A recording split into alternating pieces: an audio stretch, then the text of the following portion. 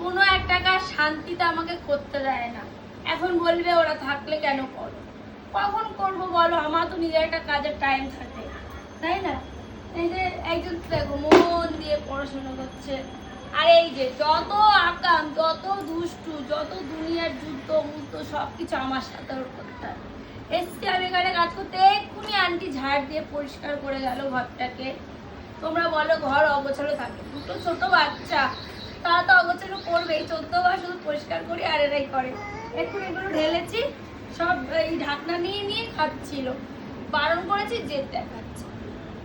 তো জেদে তো সবসময় আমি ওর পাত্তা দিই না, কেয়ার করি না, কিন্তু ওই এক এক সময় এমনই করে, তখন তো এই মা খোল। এখন এই যে দেখো তোমাদেরকে আমি দেখাবো কালকে আমি কি খেয়ে এনেছি। হঠাৎ করে গেছিলাম, নিয়ে এসেছি, গরম পড়ে যাচ্ছে যেহেতু আইসক্রিম বানাতে হবে সোনাদের জন্য।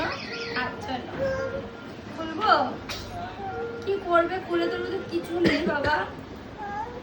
দেখে আমি এমনিতেও খুলবো, কোয়ালিটিটা কেমন দেখি। আমাদের আগেও আছে, আগে এগুলো খুব ভালো মোটা সোটা।